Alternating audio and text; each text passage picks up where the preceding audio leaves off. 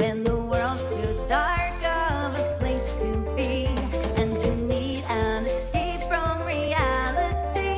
Open up those pages and sci-fi or fantasy, whatever genre you please. And join a book club, 'cause you won't read it on your own. Join a book club, so you'll be held accountable. It's just a means to an end, but you're doing it with your friends. So join the book club by DLC. Hello, book clubbers! Hope you're dancing in your seat. We got good reason to dance today. We're starting a new novel. So excited. I'm Jeff Kanata. I'm here with Lana Bashinsky. Hi, Lana. Hello, and Aru, it's time to Toll the Hounds, baby. Let's Toll the Hounds. Pumped. It's like $3.50, I think, is the toll. I'm not sure. Exact change appreciated. Yeah, but honestly, I'll take a $5. We'll take a $5. $5 for the Hounds. $5 for the Hounds. So excited to start this new novel this week. Thank you for bearing with us on our week off last week. It's going to be fun. I'm so excited about this book. I'm so excited to be back in Darujhistan. It's one of those things where it's always like, who do we get to hang out with today? And it's a little bit of nostalgia and a little bit of, how do I know this person? We're going to dig into all of it. We're doing the prologue and the first 2 chapters. And then I think, according to our folks who give us the roadmap, it's 2 chapters all the way through Toll the Hounds. I'm very excited about that. I don't know. There's something lovely about the consistency. Agreed. So we got prologue, chapters 1 and 2. But first, we always like to start the show with a non-spoiler topic so that if you're not caught up where we are, you can still hang out and talk books. This is a non-spoiler topic that was sent to us all the way back in August, and I somehow missed it. I apologize. This was sent by Dom Otto Assis, who goes by Corbelo Dom's Utulu, which was the first time we heard the term Utulu, you and I, before it came up in the novels. Also changed their name to Hellions Accent on Discord. Great contributor, fun person. I apologize for missing your email earlier, but we got this one back in August, and it says, "Hey, Jeff and Lana, I'm a huge fan of your duo, and I look forward to the next episodes of the book club. But here's a non-spoiler topic. Malazan is known for the mystery and puzzle pieces of storylines that you have to actively connect together. I also watch TV series that do the same thing. One of my all-time favorites is Mike Flanagan's The Haunting of Hill House. The story is told through flashbacks and present day seamlessly, and the mystery is held off until the very end. There's also an episode of a 2 to 3 long shot of cinematography perfection that is similar to chapter 7 from The Bone Hunters and the climax of the same book. Do you guys enjoy TV series with similar storytelling styles as the ones I've mentioned? Keep up the good work. I can't wait for you to reach the end of Malazan. P.S. Another series that does this that I love is 1899 and Dark. Best regards, Dom Otto Assis. Assis? Apologies if I mispronounced that, but I have yet to watch Dark. I've heard it is so good, and I keep meaning to do it, and I haven't watched it, and everybody keeps recommending it, so that's a good one. But Lana, we were talking about this a little bit before we started. This is kind of both of our favorite storytelling style, right? I mean, is there anything that is better than that feeling, especially if you have somebody to watch it with, of watching a show and having like the debrief, even if you like binge a couple episodes in a row, the pause. I mean, my husband and I watching a show, we love pausing for like 5 seconds and being like, chances that X does Y, and then the other person gets one opportunity to say hi or low, and then we just keep going. There's not like little bits of like, oh, you want to get your predictions in to like see if you're right and watch things come together, and it just makes for an engaging experience. The funny thing is, before the show, we sort of talked through it, and I didn't have a TV for a really long time or any money. So I didn't have streaming services. I didn't watch a lot of TV, but one of the ones that comes to mind in recent memory that is a delightful show all around, and like it's got comedy and like a great ridiculous cast, is Only Murders in the Building. I think they have 3 seasons out right now, and each one manages to stick that sort of intrigue, mystery, red herring Yeah. great for conversation and sort of the engaging television experience. Yeah. Huge fan of Only Murders in the Building. So fun, so funny, awesome guest stars, and just Martin Short and Steve Martin, the best. And yeah, I totally agree. This is my wife and I. This is our favorite thing to do: is find some show and try to get ahead of it, try to figure it out, try to, as you said, pause it, turn to each other and go, oh, he totally knows that she's the one who brought the thing to the place. Oh, no, he doesn't know. No, she's the one who put the thing in the place. All of that fun trying to suss it out. That is our very favorite thing to do. So I have a long list of shows that we've watched that I would recommend that do this sort of thing. I think I recall Steven Erikson describing his storytelling technique of all the different POVs as, like having a statue that is the story and putting, slapping, clay on from different angles until it finally reveals the internal shape of the statue. And I love that metaphor because that is my favorite. I mean, it's another way of saying show, not tell, right? But I think it's more evocative because I love that idea of I get a little bit over here, I get a little over there, I get a little over here, and I'm the one as reader or viewer that needs to make those connections and form the shape in my mind. There's something incredibly satisfying about that process. And I think that's what the best storytellers do is they enter this partnership with their audience and allow the audience to do as much of the work as they're doing. And I think one thing that, I think that lesser storytellers don't realize is that is fundamentally so satisfying and fun for an audience.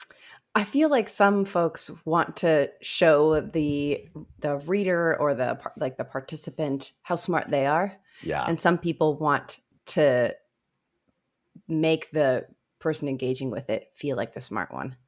It's a great way of saying it. So while you were talking, like two things came to mind that sort of evoke the same feeling. One is not quite the same, like genuine, like mystery category, mystery genre, but the show Scavenger's Reign. I don't know if you've seen it. Oh yeah. It's got that like pulling me along. What is this thing? What is this strange world? Very exciting. But a video game that I felt like gave me that was Outer Wilds. Oh yeah. And like the way that that one's very interesting because it's that same sort of storytelling. It is a mystery. What happened? Why are we in this space? But you can sort of engage with any of those, clumps of clay in any order, depending on how you navigate the solar system. It's fantastic. It's fantastic. Great pull. Both of those. I have a long list. Sticking with the Mike Flanagan, who, by the way, is one of my favorite TV creators working right now. I just think he's incredible and very much does this kind of thing. I don't love every single thing he does, but the things that he does that I do love, I love a lot. Most notably of which, Midnight Mass is, I think, up there with my very favorite TV experiences of all time. Midnight Mass is a triumph, and what an amazing example of what we're talking about, of sort of giving you these pieces, giving you these clues from all sides and allowing you to make the connections until it all crescendos at the end. So Midnight Mass is one. A show my wife and I have been watching lately that we've been very much enjoying is Bad Sisters on Apple TV Plus with Sharon Horgan. Very much that. It goes back two different time periods from before this person died and after this person died, and you're trying to figure out how they died and who killed them and what were the circumstances. It's very, very fun. Bad Sisters. Also, White Lotus is another show like that where somebody's gonna die. Something's bad's gonna happen, and you're just waiting to figuring it out. Who's it gonna be? Who's gonna die? Every season is so good. A new season coming in like 2 weeks. Or maybe 1 week, February, something. The new season of White Lotus. I'm so excited because Walton Goggins is in it. I love me some Walton Goggins. The Walton Goggins. If he's in something, it's going to be awesome. That's just the Goggins promise. Just a couple of, True Detective is another great example of this. Seasons 1 and 3 are my favorites. Presumed Innocent, a recent show with Jake Gyllenhaal. It was a remake of a film, which is also a remake of a book or an adaptation of a book. Excellent, really fun. Severance, of course, is a great example of this as well. And then a comedy that I really love that did this well and is really just one of the most brilliant, out there, bizarre, fun comedies I can remember in a long time. It's called Search Party.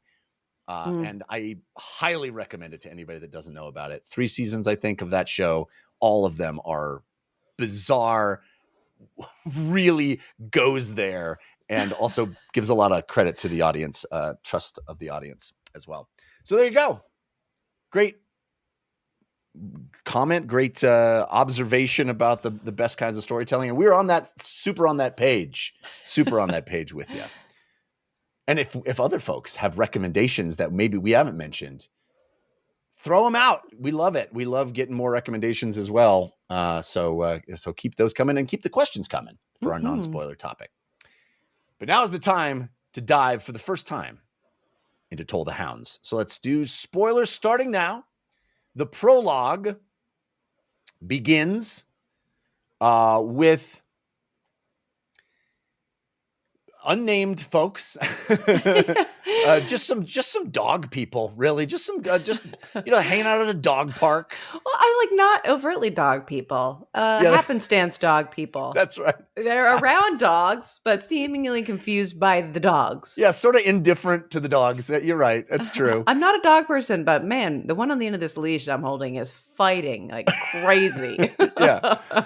Yeah, you know how you get into a conversation with someone when your dog starts interacting with their dog? That's sort of what happens here, except we're in a...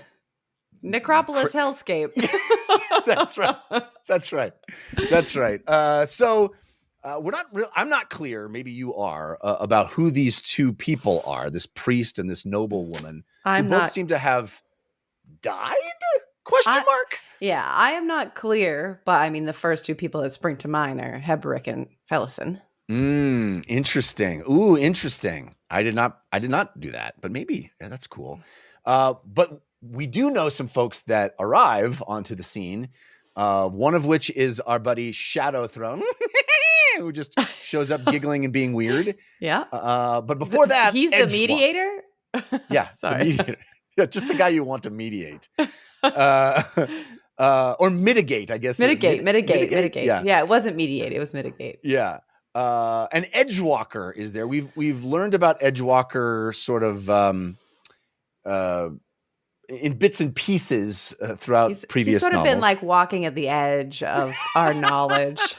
If only there was some clue to that. I'm told that a book we did not read, Night of Knives, Ian C. Esselmont's Malazan novel, has Edgewalker in a very prominent role. So we are missing that bit of context. But Edgewalker shows up to mitigate. And they're kind of trying to figure out where they are and what this place is. Who's the other guy? Is it Hood? There's the dead guy. I think it's Shadow Throne and Edgewalker, right? I don't think, is there a third person? I thought there was 3 people. Maybe I read that strangely. Yeah, you're right. I think the hooded one was Shadow Throne. Shadow Throne. Yeah. Sorry. Oh, no, wait. No, you're right. There is 3. Edgewalker, a hooded figure, and Shadow Throne. Yeah. So it might be Hood. Might be Hood. Because it's from the perspective of these 2 people that are like, who the heck are those? That guy's clearly dead. Right. Yeah. Right. No, you're right. Pardon me. But none of them know what this place is and why they're there. But then some titular hounds show up. For tolling. Nobody tolls them at all. And then this carriage shows up down the street and the woman's like, that's my ride. And I was like, is that the Karen? What? Like a Karen situation? Like that? Well, I was thinking it might be the trade guild, the Trigal Trade Guild. That seems like a better guess. I don't know. That's just the carriages that show up unexpectedly in places. In a random realm. Yeah. Anyway, lots of question marks here. I think intended question marks, not to be known quite yet. But, as the prologues have been, this kind of sets up questions. The second scene of the prologue, we are in Dragnapur. We're in Anamander Rake's sword that he, banishes souls into when he strikes them down. This is not a nice place to be.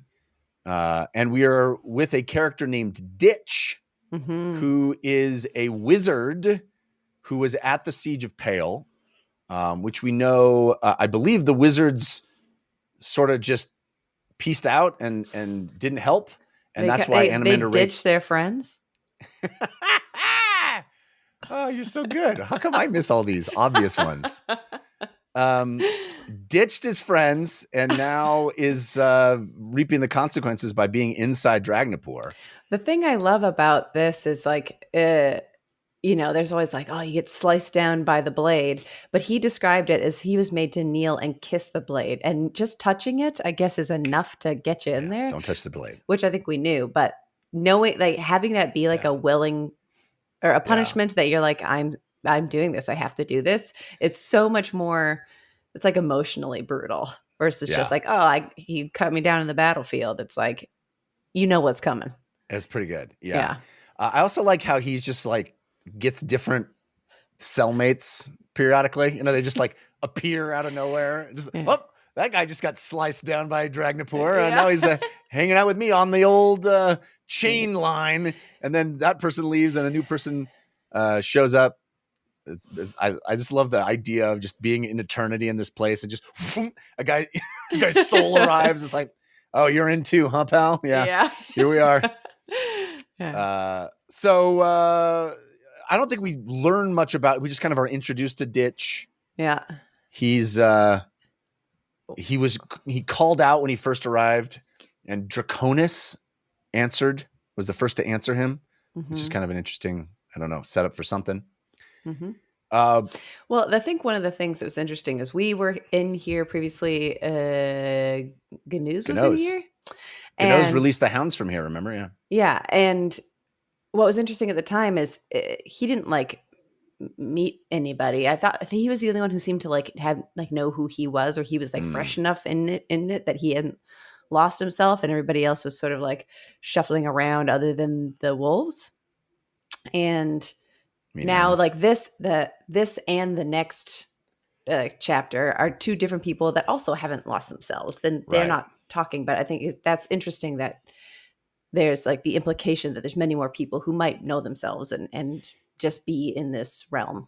Right. Yes. And that next scene is the Lady of Thieves herself, Apsalara, which I think we were explicitly told is who Apsalar was named after. Absolutely. Renamed after. Yeah. When I think Crocus was like, can I call you after the patron of thieves?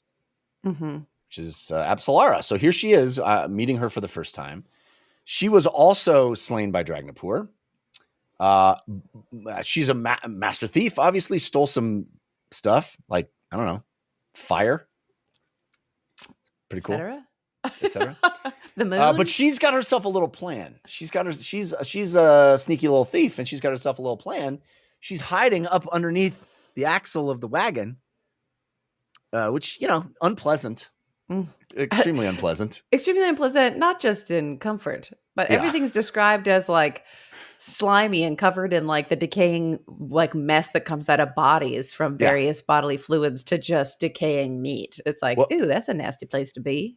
I imagine the giant cart as like the Jawa's car. That's thing. The there's thing a name of it. Yeah, of course. What is the name of it? It has a name. I was just playing Outlaws, and they have that, and it's like the Sandcrawler, or yes, I think it is Sandcrawler. Yeah. Anyway, it looks like that, right? It's this giant, and it's just full of dead bodies that are decomposing and seeping through the floorboards on top of old Apsalara, who's down there. But she's clever. She's got her chains like on the gap where it's rubbing. So hopefully the chains are going to break. Yeah. I thought that was pretty cool. I like that. But the other thing, speaking of like the shape of like what the cart is, isn't it Ditch, who talks like there's like a demon that comes up next to him, and he's like, "What's up?" And he's Yeah. like carrying a bunch of the bodies. And Yeah. he's like, "Why are you doing that? Just throw them in the thing." So everybody who has like is dragging this wagon, they're like, "We have to drag the wagon because something bad's back there. We don't know what it is." And it's interesting. There's like this ecosystem where they're like, if somebody falls, they're either just meat that's being dragged on the chains, or you pick them up and you throw them in the thing so that we Yeah. can just keep going. And this demon's like just holding them all. And he's like, "That seems like a mistake, dog." And I thought that was like, I don't know if you had an idea of like who that demon was or No. whatever, but It's funny. I think it's he's like, "Hey buddy, we're in hell. It doesn't have to be hell." You know what I mean? Yeah, look, you got to look out for number one, my man. Also, interestingly, we find out that Absalara watched Gano's escape with the hounds, the 2 hounds that he set free from Dragnapur. Yeah. And she tried to follow, but she couldn't get through the portal because it was too cold. Yeah. You know, you got to bundle up when you're going through when you're traveling. Always remember, you got to be prepared. Layers. Layers. When you're traveling long distances. All right, so then we get a quick scene from the POV of a dog, I guess, who's God touched, a God touched dog. Yeah. Interesting scene. And there's some reference to these 2 girls who followed the dog and left, and they were so fearless, which is a trait they got from their father, ? Yeah. I see, this is where I'm like, I must have read that like right as I was falling asleep or something. Yeah. I did not register that it was from the perspective of a dog, a God-touched dog. It wouldn't be like that little rodent dog that is like always been around. Roach. Roach. Is that Roach? No. Yeah. Am I thinking of The Witcher? Oh, maybe. It's the name of that dog. Something Does it have a name? It's like the little. Definitely has a name. Oh. Yeah. The little guy. Yeah. Anyway, I don't know if it's from the POV of the dog, but we're like following the dog, really. Yeah. And anyway, another question mark from the prologue. And then we get back to our boy, Krupp. Oh. Krupp! I was Hey, like, buddy. I'm so glad to be back with Krupp. Mm-hmm. Who is hanging out with an elder god, as one does, if you're awesome, which he is. And he starts spinning a tale, talking about what's been going on.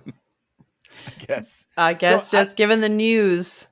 Yeah. Yeah. I don't know if that implies that this novel is sort of the tale that we're hearing, or if there's some other thing going on here, but I don't know. I thought it was a cool end of the prologue where it's like, here we go. Yeah. Into book 1. And it was him sitting there with an elder god, which in my brain I was like, cruel? Well, or because he was saying that it's like, isn't it familiar? We're in this spot, but isn't that like from book 1, the elder gods got together and they were around this spot, not like the 3 people, and then they made a choice. And I thought it was an echo of that. Maybe. The elder god does say that they are not part of this upcoming god war, which I feel like would not describe Cruel, because I feel like Cruel is very much part of the god war. Well, doesn't Krupp describe him as the prize? Oh, yeah. Yeah, that's true. Maybe it is Cruel. Anyway, interesting. All of this stuff, again, I think is going to become real clear by the end of the book. All right. So book 1, Vow to the Sun. We start with our girl Chalice, who's now become Lady Viticus, because she married Gorlas. Now, if you recall, way back in Gardens of the Moon, our boy Crocus, it's his first love. Yes, that's right. Broke into her room, saw her sleeping naked, and was like, I love her so much. And she was like, boy, no. I laugh at your face. I am marrying a rich boy, nobleman. His name is Gorlas. So that's who I'm betrothed to. So get out. But she's nice to him. She helps him out. But it's Gorlas. And now here we are. 7 books later. She's married to Gorlas. it wasn't He the dream that sucks. she thought it was. He sucks. He sucks. There's a line, I don't think I highlighted as a sentence because I'm a fool, but it is really stuck with me, that describes him in that he has like a charm, like a charisma about him that is tied also with a particular arrogance that seems like a very enticing thing, because it all comes across as confidence, and you're like, oh, they're like a confident guy, and you're like, oh, you're actually a piece of trash. And it's like it was such like a resonant call out to like what would have brought her to him in the first place versus the reality of what he is, and we see in a little bit of a later chapter. Well, you also get that sense of the young girl imagining the life that's going to be, and then the reality of that life is not at all what the adolescent fantasy is. You know, she's got everything she wanted, but it also sucks. And he's got creepy friends. He does have creepy friends. We'll get to that in a second. But then we have a series of scenes that I just found to be delightful. I love, as I said at the top, being back in Darujhistan after so long, being in Lutheris, and before that, Seven Cities. I mean, not Seven Cities. The desert, basically, whatever that was called. My brain's not working. But being back into sort of like a hustling, bustling fantasy city, especially Darujhistan, which has got that cool blue gas thing, and just I love this setting. I love the noble people lifestyle. The sort of more just this milieu is so fun to return to, and right back into it, like in the Fete, Lady Chalice, and all the sort of political intrigue, and the it's very high fantasy. I love it. Yes. Yeah, I agree. And just that familiarity is like visiting a city you lived in for a long time, and then being like, oh, I wonder what's changed. Yeah. It's crazy. It's been so many novels in between. It's wild. All right. So we check back in with Picker. Picker, we recall, it was Ganot's second in command. He elevated her to second in command. Richie, really at the perfect time, right before retirement, which is like the dream. The dream. Going out on top. So they got the buyout from Dujek, who gave him a chunk of money and said, go live, retire, Bridgeburners. In fact, I think we'll tell everybody you're dead so that you can just retire. And they used that chunk of money to invest in a business that can't fail, a bar. They turned this old temple into a bar, and they're just living the life. They're just kind of getting living in retirement, kind of just hanging out, drinking all day, gaining weight, eating bread. Honestly, that's how I want my retirement to be. It's also, I'm so sorry. I just spilled so much coffee everywhere. Oh no. Are you okay? Everything's fine. I'm just going to be bustling up in here. Okay. Well, yes, they're living fat and happy on the retirement money. It's great. And they're except still for the fact picking on each other. They're still on each other. The energy of the bickering, it don't cease. It only kind of escalates. That's right. The other little bummer is that retirement isn't that great when there are assassins trained on you. And that is what happens over the next several scenes. Picker is just kind of picking up some supplies for the bread team. For blend. Bread for blend. Need bread for blend. And we are introduced. I love how this plays out. It is exactly what we were talking about in the non-spoiler section, that slapping clay on different angles until you realize what's actually happening. We're introduced to Dester Thrin, who is an assassin in the Assassin's Guild, who has been watching Picker for 4 nights, decides this is the moment. We find out that there's a new guild leader of the Assassin's Guild, Seba Krafar. And he's not only ambitious, but also clever. And there's which is rare. Following Ralignam and Vorkin's disappearance, Mhm. there was like a power vacuum. And so there was a bunch of fighting between and people trying to get it. And there were a lot of people who were cutthroat, obviously, but not smart. Right. And this guy actually had like the brains to go with the ambition. Love that.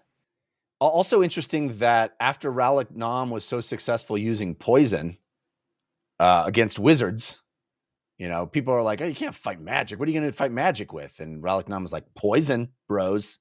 And everybody was like, "This is an excellent idea. It worked." And so New poison meta. has become real popular. Mm-hmm. Yeah. Pretty cool. So then we head over to the POV of a demon, a little badger-sized demon, who I already want a plushie of. Well, this is the demon, like, wasn't it always this demon was there he'd be like, make yourself look like a dog, but it wasn't a dog. It's the one that Crocus would always be like, I don't know about that thing, because this was like his uncle's zone or his uncle's friend. Is it the same one? Because he has a name now, and I don't think I've ever seen that name before. I don't think he had a name, but I do think that he had a little demon buddy that he would be like, make himself look like a dog. I remember that, and I will buy that this is the same one. Mm-hmm. The name now is Chill Bias, or Chill Bays. Chill Bays. Chill Bays. Who has just been hanging out for 4 months, still as a statue, just watching the Azath house. Yeah. Yeah. And we see a figure escape. A shadow. Azath house. What does that mean? Well, we know some people that have been stuck in there. Well, we know some people who've been stuck in there. We also know some people who recently got access to travel anywhere. That's true, too. Mm-hmm, So could be a number of folks, but Chilbase realizes it's a pretty big deal and goes to alert his master. Then we head back over to this assassin's plot. We've got 2 other assassins, Zetchin Throw and Gideon the Quick, who are on the trail of Antsy and Blue Pearl, a couple of other of our former Bridgeburners, retired Bridgeburners. And their interaction is awesome. This whole sequence, I just love it. We see Dester decide he's going to attack Picker. He gets closer. She slashes his throat. I loved that scene. Well, there's a couple of things I love about it. One, Erikson's building believable kind of doubt in their abilities, because you hear it through Dester's perspective, where he's like, I've watched Pickard getting bigger and bigger, these lazy bones just drinking and eating. They don't have anything. Maybe they were soldiers once, but not anymore. And so because of his judgment, you're like, oh, dang, maybe.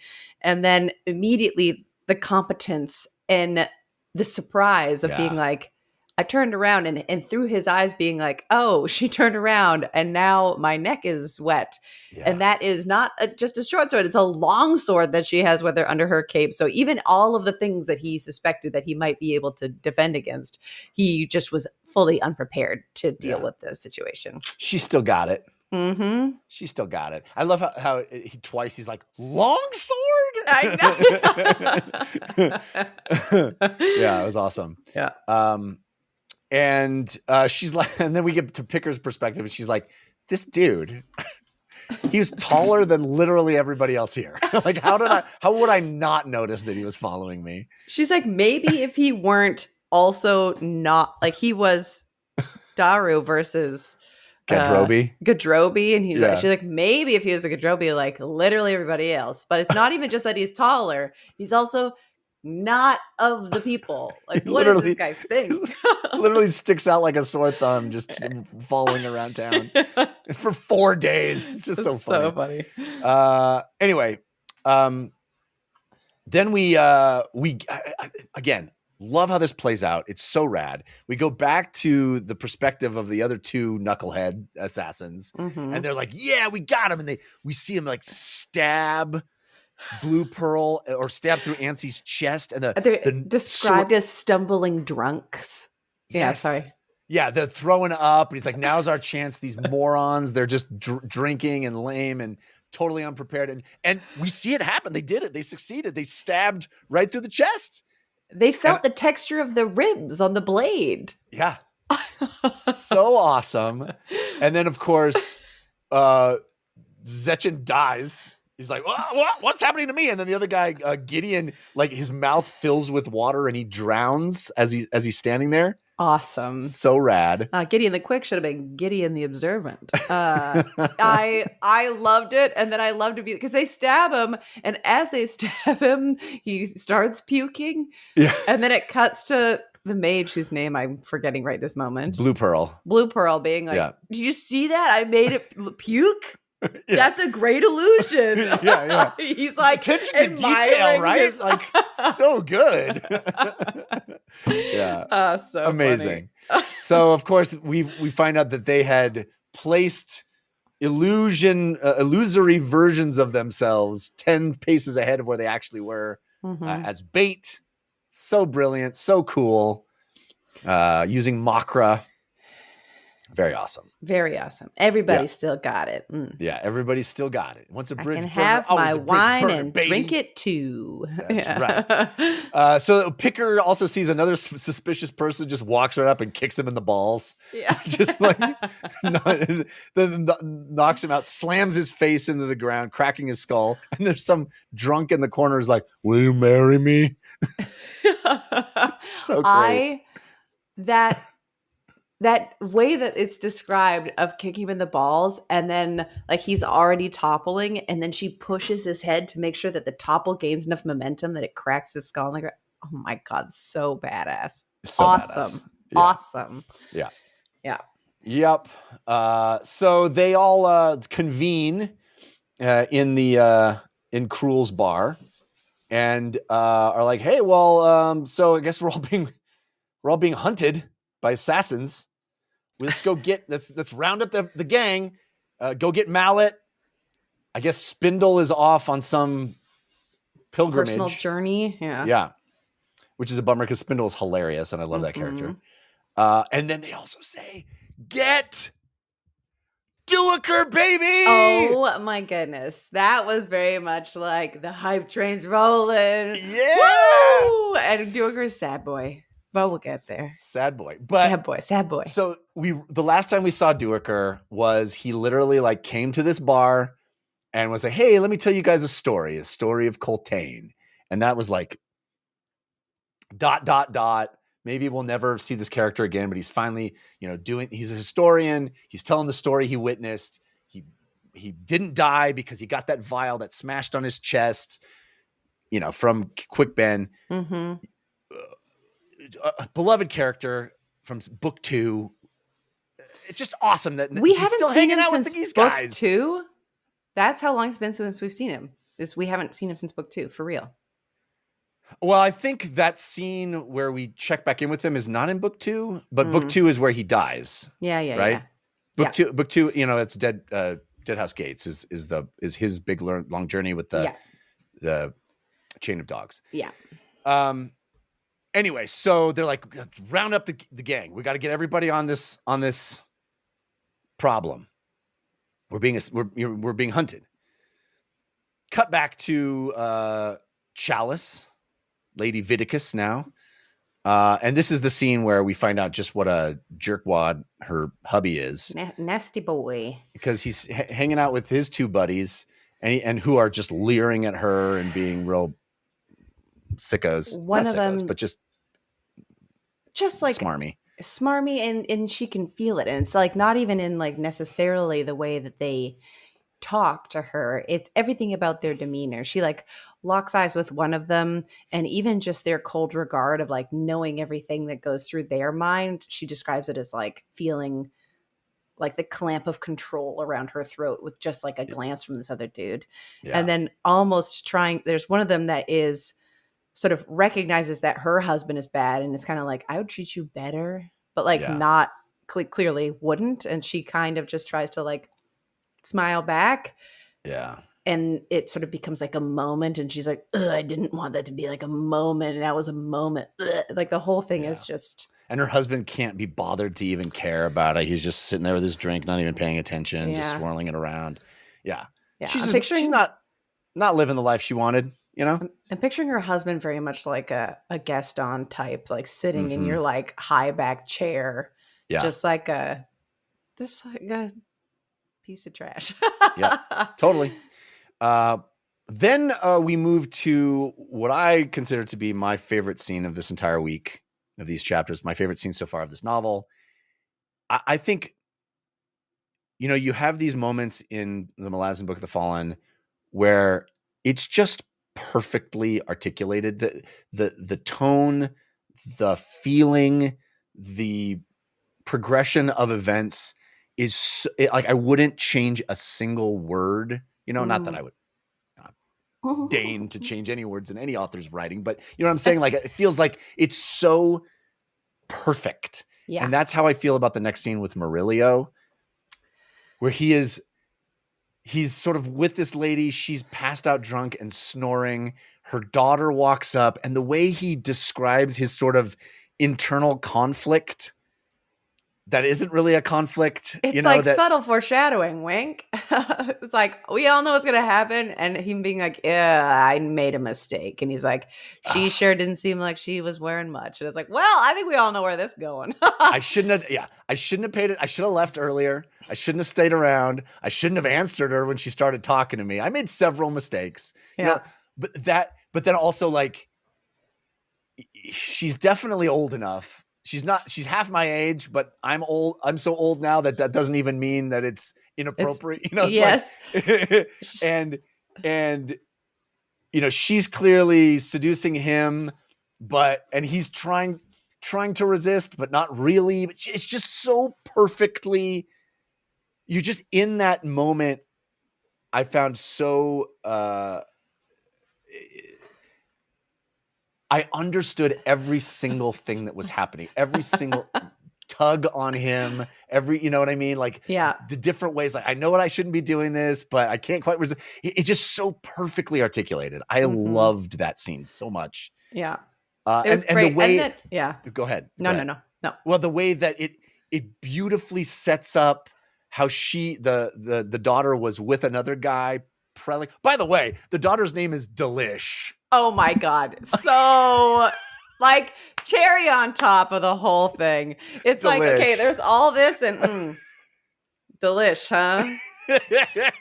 Aptly named. I was like, I see what you're doing, Steven Erikson. Yeah.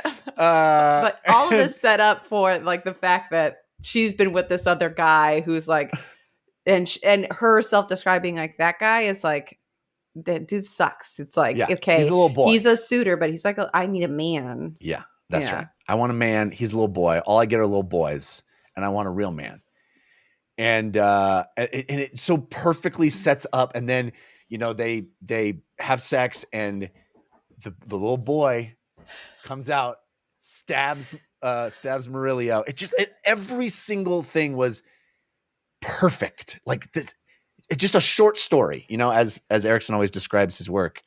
It's so perfect, so perfect. It's so perfect. And stabs Murillo, and it's like, aha, I have done it, vanquished the rapist. And it's like, even that assumption that that scene was not a mutual. Right. It's like, yeah. It says something about his worldview as he's like even like stumbling around, because he was like he was drunk, I think, as well. Yeah, he got wasted. He got wasted because he was so nervous to be with her, because he is such a little boy. It's just every single thing. Chef's kiss. Yeah. So then we're back to Krupp, who is playing a game of knuckles, basically a dice game with these two. This kind of George and Lenny duo. Not even George and Lenny, because neither of them is George. They're both kind of morons. The Scorch and Lef, which is such a great pair of knuckleheads, who are can't keep up with Krupp's way of speaking. Windings, yeah. And they have gotten themselves into a bit of a jam because they agreed to take on this job to hunt down these people on the list, and they're just it seems mentally incapable of handling such a difficult task. And Krupp says, hey, I'll help you. Give me 30% of your, give me a third of the earnings, and we'll do it together. And just as he kind of makes that deal, the innkeeper, Irilta, pops in with Murillo, who's bloody and messed up, throws him on the counter, and Crump is like, go get Cole. Yeah. Let's get Cole. Another name where it's like, oh yeah. Yeah. Oh Yeah. Yeah. So now our team of tavern owner, former soldiers, Picker, Blend, Ansi, Blue Pearl, Mallet, and Duiker, they're meeting in the bar trying to figure out what's going on. It seems like there's two possibilities. One is the Assassin's Guild has put a contract on their head for some reason, or somebody is so mad that they bought this temple and turned it into a bar that they're trying to oust them from the bar. They might want the temple back. They want to use it for temple purposes. Right. So they're trying to just figure out what's going on. And in runs Cole, who is like, hey, Mallet, we need you and your healing magic. Let's go. And wasn't Cole described as like he's sort of like in a position of political power in the city he's now? Counselor now. Counselor Cole. Counselor. Yeah. Which is cool because we know Cole, of course, was the drunk from the first novel from Gardens of the Moon, drunk because his wife betrayed him and threw him into ruin, which Ralik Nam and Murillo decided they were going to murder her in retaliation for Cole's ruined life, but instead murdered that other nobleman and made it look like it was her fault because that was even better because of Opan's push, if I recall. Yes. Anyway, but then Cole, of course, reinstated into his life. He meets up with Talk, the younger, and sort of rekindles his sense of duty and purpose, and now is a counselor. Yeah, so much history we have now with these characters. It's awesome. So awesome. Okay. So then we cut over to another character that I love that we haven't seen for 7 novels. High Alchemist Baruch, who is the sort of master of the demons and big time player in Darujhistan. I love this scene because he's reading a history and it's really kind of poorly written and convoluted. And then he gets to the end. He's like, man, that was really poorly written and convoluted. I love how Erikson like intentionally does bad writing and then comments on it. It's just great. It was funny because I was reading and I was like, I like went to the gym for a long time yesterday. So I was like so tired and I was reading. And that was the point where I was like, do I need to sleep? Like, why it's so hard? And then it cuts to him being like, is this intentionally hard to read? Yeah. This is bad, right? We all agree this is bad. So funny. And by the way, he's talking to Crone, another character we love, the Crow. And he goes, there's all this stuff about Animander Rake called out to the 1,000 gods. And I was like, 1,000 gods? What? That's new. And then Baruch's like, 1,000 gods? That's new. And he's like, did he just make that up? Yeah. And it's so wonderful. It's like Erikson anticipated all of our reaction and, and planted those seeds to then, tease, do that little tease, which is so great. And also comments on how, histories are inaccurate sometimes. And there's things that don't add up and and there's that wonderful line where he says, show me a history that makes sense and I'll show you fiction. Yeah. Just like we're reading fiction. It's just so great. It's just so meta and awesome and high level. I just thought it was great. Yeah. And then is that in the scene where he's sort of talking about his relationship with Crone, and Crone is,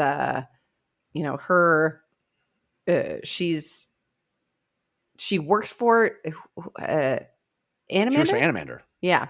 And so they have kind of like a strange tenuous relationship where she's here kind of like watching and kind of helping, but also kind of just being like there. And Baruch seems very aware that she's like, our time's growing short. Yeah. And for whatever reason, she has to peace out again. And he doesn't necessarily feel like he got what he needed from it or gave what he needed from it. There's sort of an unfinished thread there from Baruch's perspective, in my opinion. But I don't remember. I couldn't quite glean what it was that he was trying to accomplish. Yeah, it's like Crone is kind of messing with him because he's like, well, hey, Yeah. Is Animander like pissed at me? Because is he gonna stop talking to me? He kind of feels like he's kind of depressed and not engaging with what I've been saying about the stuff that's going on. And is there bad relations between Darujhistan and Black Coral now? And should we construct some sort of delegation to deal with this? And Crone is like just making fun of him and being like, maybe my master will ask you another question, maybe he won't. And he's like, what are you doing? And then Chill Bias comes in, and then Crone and Chill Bias like hate each other. Yeah. So that kind of stops that whole thing. Yeah. Oh yeah, and Crone like asks like a bunch of potential questions. What about this? What about this? Yeah. What about this? What about this? And that's yeah. And Brooke's like, I don't know. Yeah. She's like, bummer, dude. Peace. Yeah.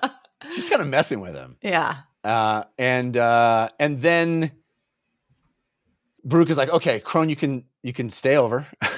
I made up the guest bed. You can hang out. It's fine. The old guest nest. Yeah. And Chill Bias is like, BT Dubs, something has escaped the Azath house. Bum, bum, bum. Mm-hmm. All right. That's the end of chapter 1. Chapter 2. New characters. We're in Black Coral. We're hanging out with the Tistandi. Yeah.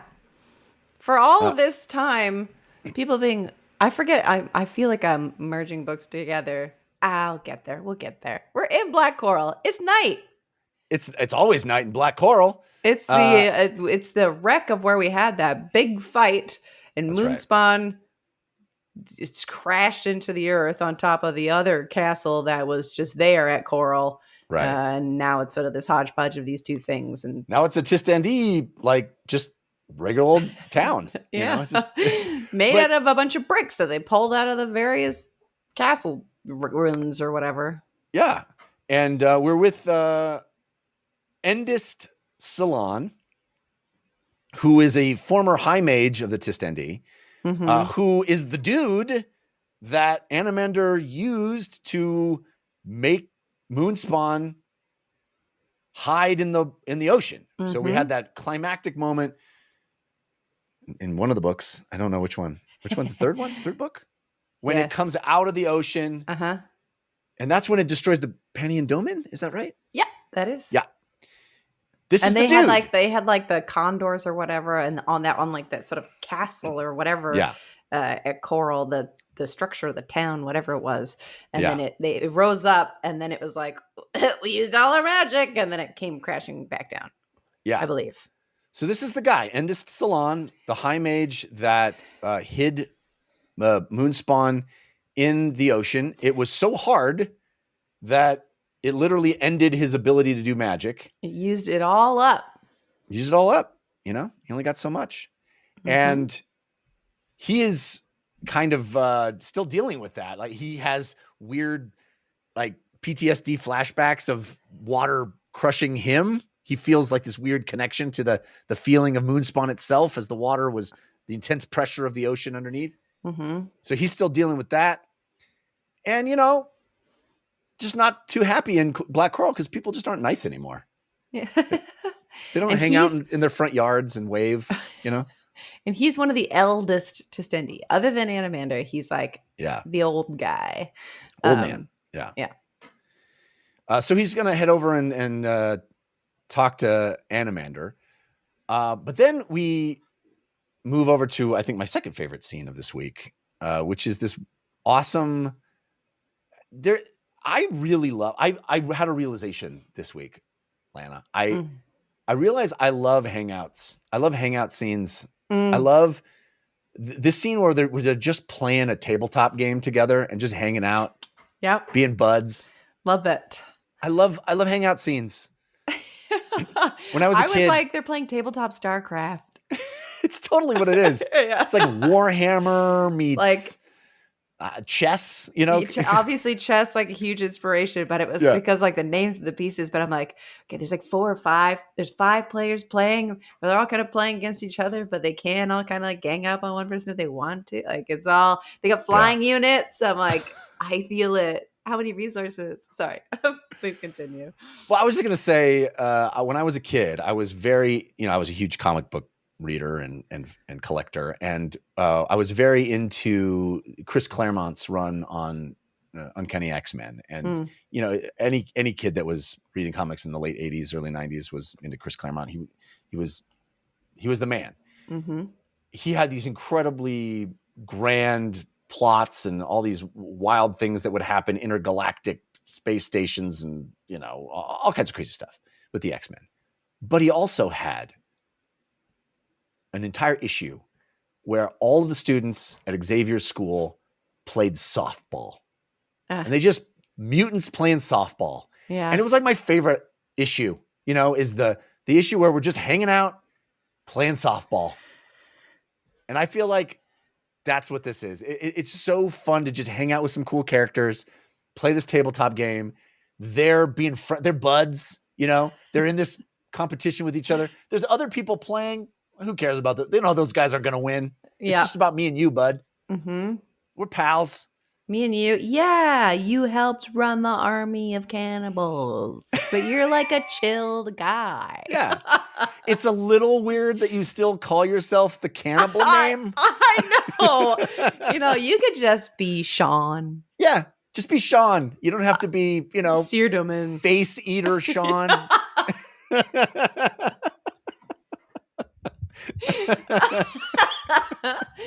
Yeah, it's a little weird how you remind everybody all the time about all the faces you ate, but we're still cool. We're still hang out. It's fun.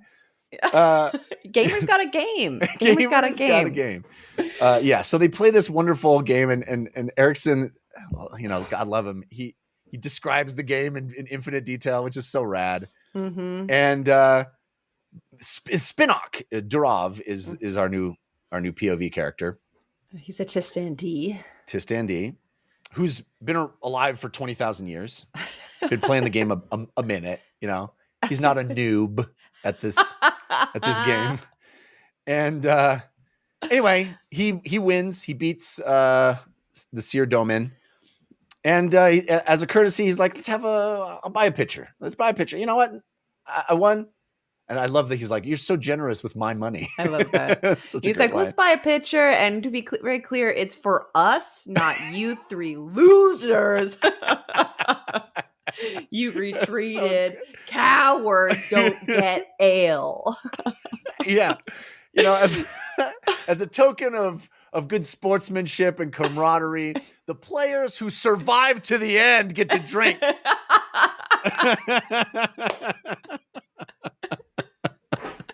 That's so great. Anyway, just a delightful scene. Mm-hmm. And they're kind of talking about stuff and how it's always dark here, but the Tistandi know when it's daytime, even when it's dark. They have like a sense of when it's actually daytime outside the confines of Black Coral. Mm-hmm. And they're just that's like, hey, important because there are humans living here. There's a bunch of humans living here. Yeah. That are depressed. Get depressed because it's infinite night. Yeah. And they have to like get in a boat and travel outside just to get some daylight. Like, oh, thank goodness. Okay, I can go back into the. It's like living in Alaska. I was gonna say Fort McMurray. Yeah. All right. So they decide, hey, let's make a date for our next gaming sesh, because you always got to make the date at the session you're in. Don't leave that up. Mm-hmm. This is a pro tip for any gamers out there. During the session you're in, make the appointment for the next session, or you're never going to do it. Yeah. Spinok and the Seer Domin know that. You don't have to eat faces to know that. Anyway, the Seer Domin takes off, and he heads over to see Animander Rake. And Spinok is the one doing that. Spinok is heading over to see Animander Rake. And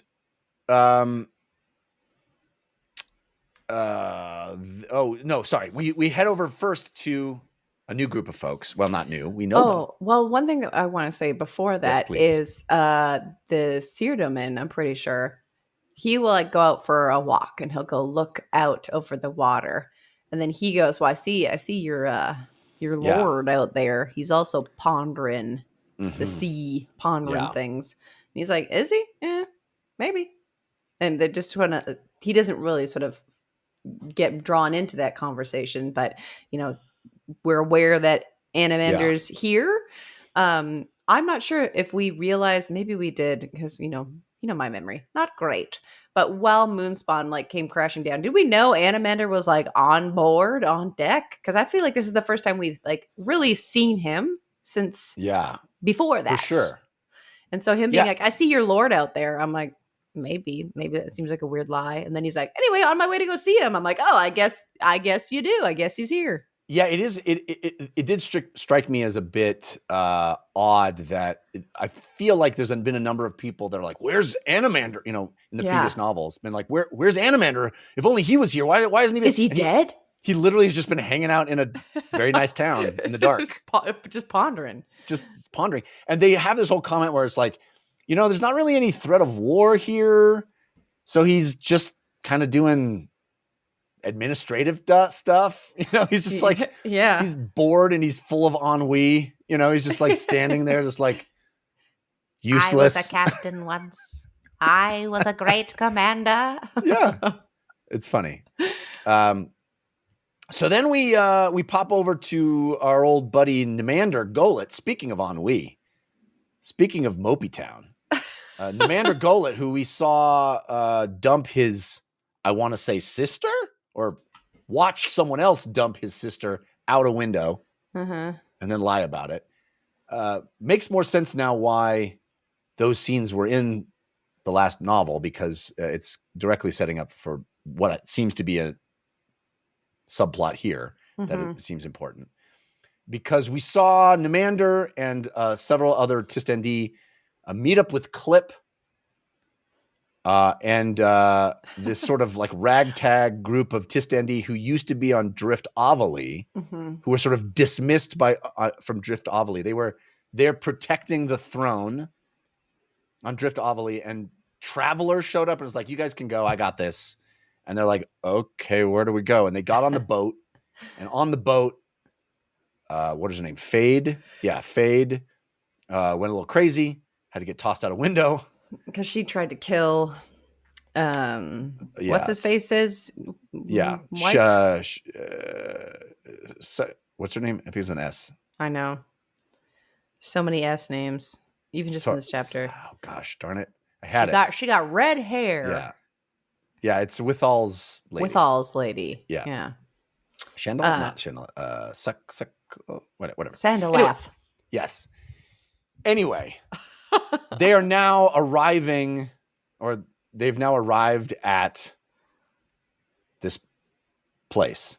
Well, they're traveling. So Clip showed up and was like, "Everybody's coming with me." And he was kind of like manic from getting stabbed or punched by Saren Pedak in the last book. And so he's like, "All of you are coming with me now. We're going to go find the big boss. We're going to find your dad." Because Nimander is Animander's son. Oh, yeah. We're going to go find your dad, and we're going to figure out what's going on. Bring you ponderers together. And so they're traveling in the Warren from his rings. And so they just in it, as far as I can tell. And it's a whole group of people I don't think most of whom we haven't met yet. It's Nimander who we know. Skintick, Kedavis, Aranatha, Nananda, and Desra. And then we have a POV from Clip who's just like, oh, these people are all useless. There's like one that I would bang probably, but like, yeah, I guess this one's like hot enough for like to matter to me. It's such a it's like little this one's jerk. Useless. They're all mostly useless. I thought I would get some useful people, but struck Only out. Useless. Except for this one chick, she's all right. She's hot. Yeah.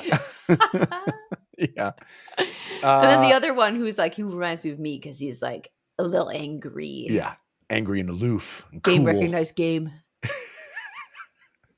Yeah, and he's just twirling his chains and thinking about the souls trapped inside of his chains. Yeah, I like that it is described that every time they hit, a little portal goes beep, Yeah, beep. it's so rad. Beep, whip, beep, whip, beep, Yeah. whip. Ugh. Yeah, and there's like a little scream. People Yeah. trapped. Help me! I'm stuck in here.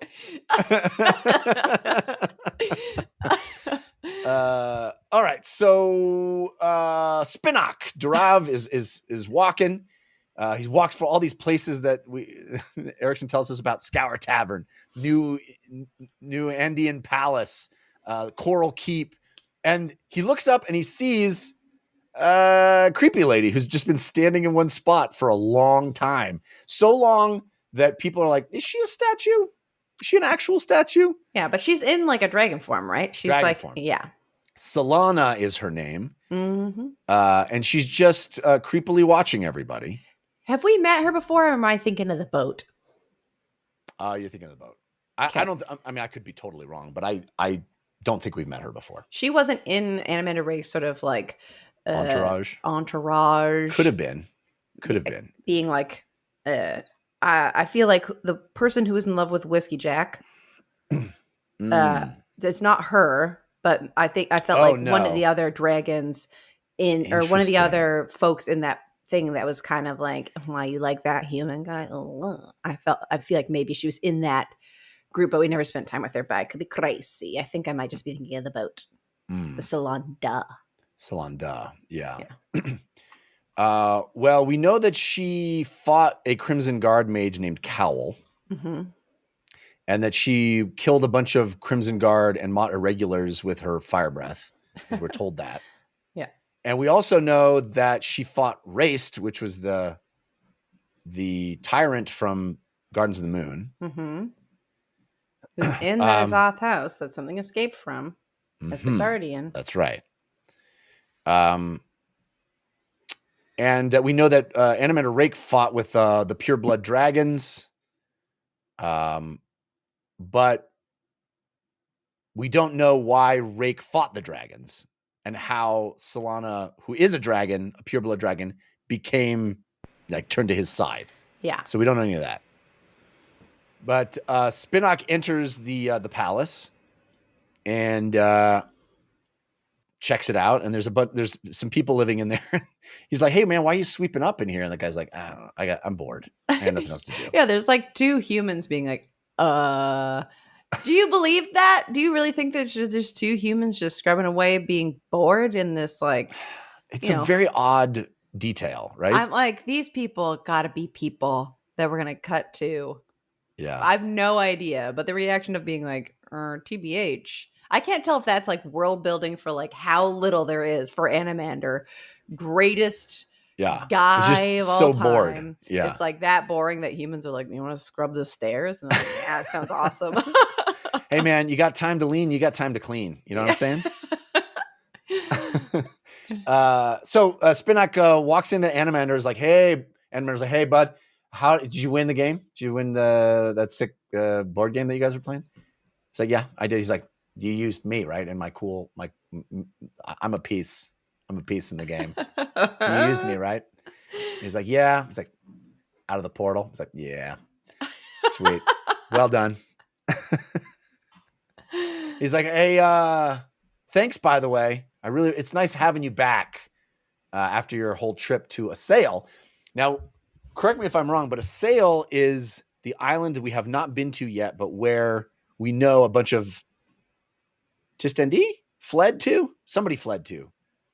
No, not Tistendi. It's Jagged, right? Jagged fled there. Is it people that fled there? Like, is that? It's not the people that Mail saved and put away on an island. I don't know. I thought that was where we know that there's a whole contingent of Jagged had been wiped out, right? Except for this contingent that fled to Assail. Yeah, I think you're right, because the order of like bickering operations was there was 4 Krill Assail, and the Jag were like, "You're too bad. We're gonna get you."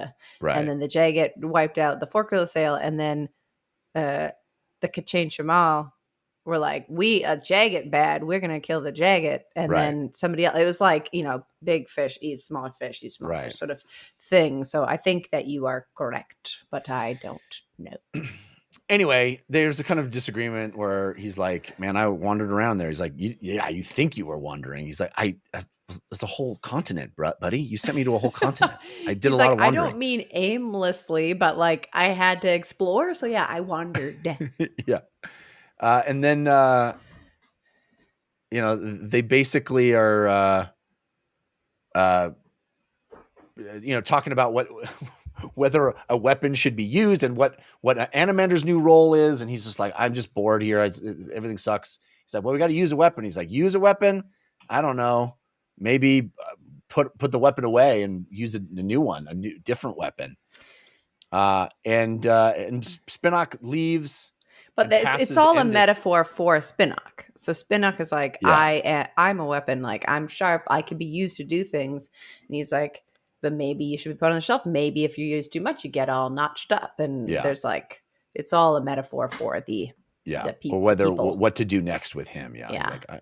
And he leaves, and he passes Endist in the hall, and he's like, I got a new vendor for eels, cadaver eels. Yeah. Do I want to know what a cadaver eel is? Probably I'm like, not. Is that just like a maggot? Yeah. So meanwhile, the Seer Domin is at this outdoor eatery, which he's like, this can't even be called a restaurant. This is literally just this is a food truck. I'm at a food truck. Unique ingredients are really expensive. Yeah. And he overhears this conversation between these three dudes who are kind of bad mouthing the Tistandi and Animander. And they're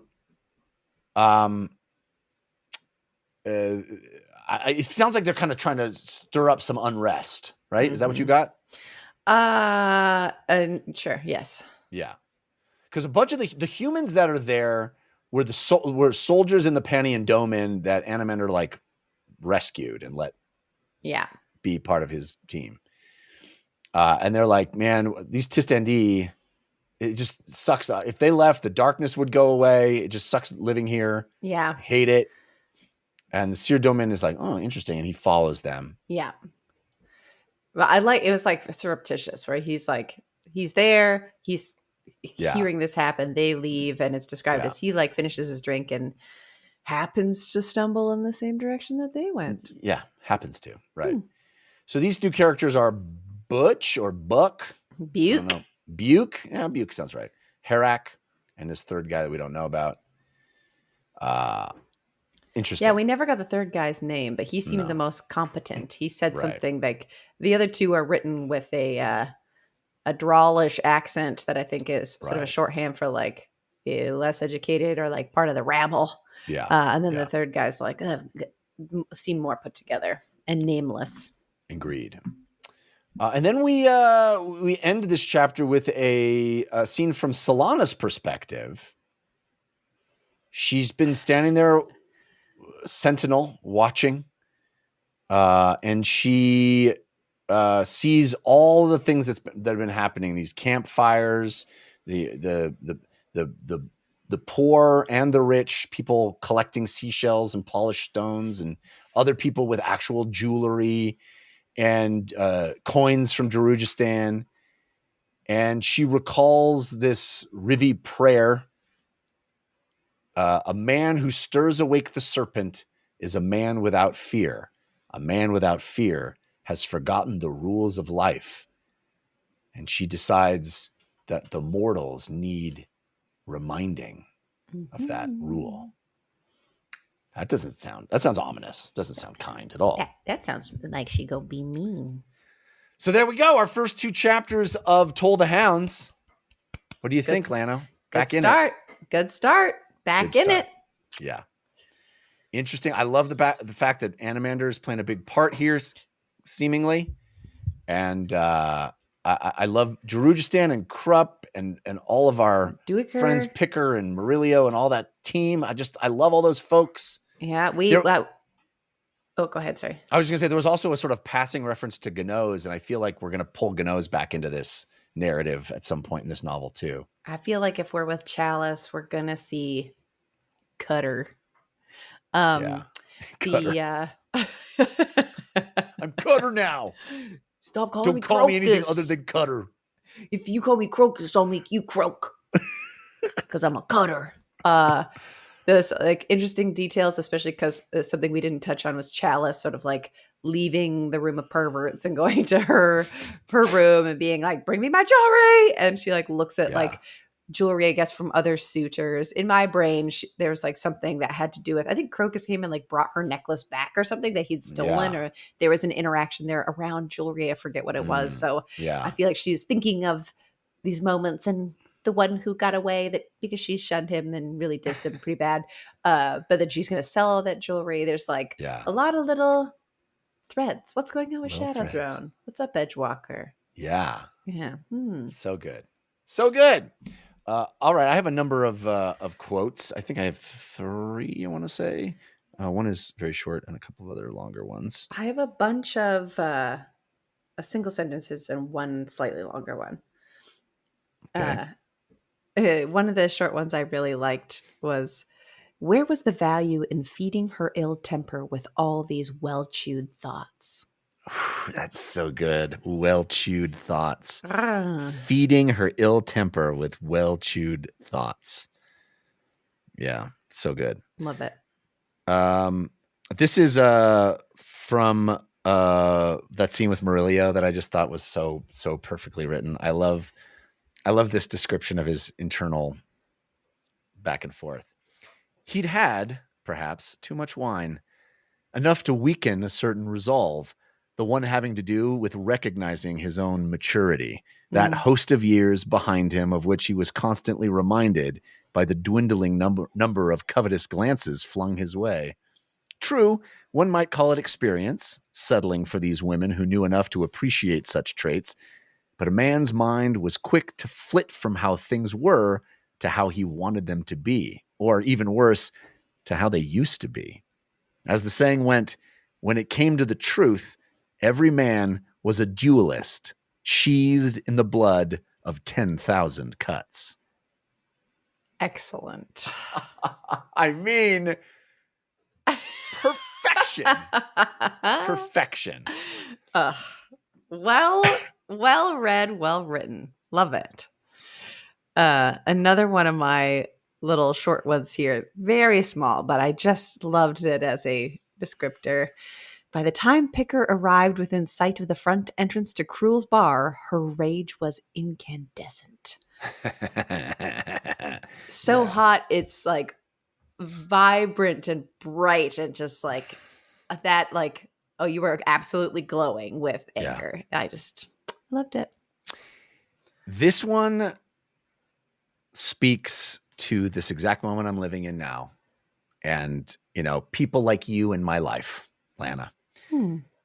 Sir Domin, for all his grief, was somehow holding despair back, defying the siege that long ago had defeated the Tistendi. A human trait, to be sure, more than a trait, a quality profound in its resilience, a virtue that, although Spinach could not find it within himself, nor it was true among any fellow Tistendi, he could draw a kind of sustenance from nonetheless. At times, he felt like a parasite. So vital had this vicarious feeding become, and he sometimes feared that it was the only thing keeping him alive. That was my other sentence as well. Oh, sorry to steal it from you. It's such a good one. I much prefer every time you read them. No.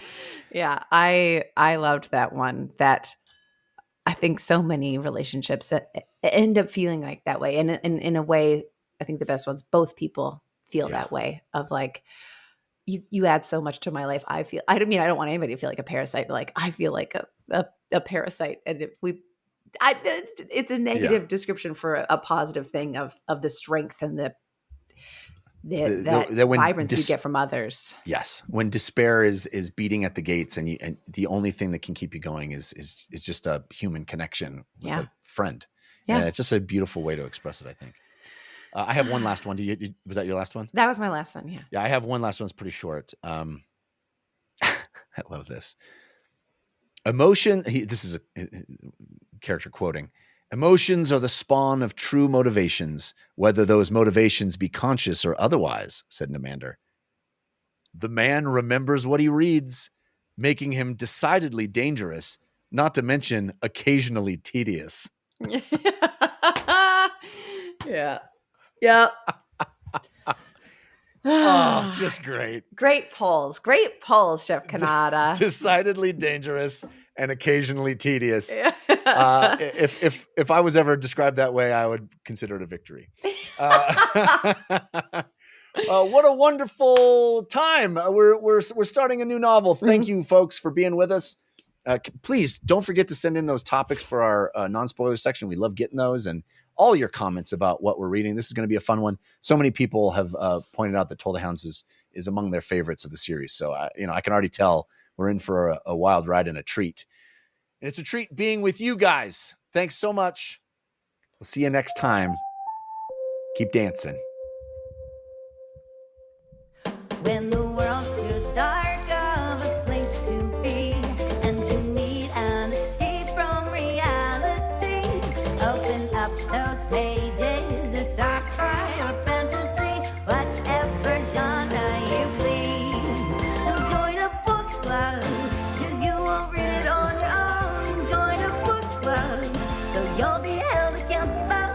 It's just a means to an end, but you're doing it with your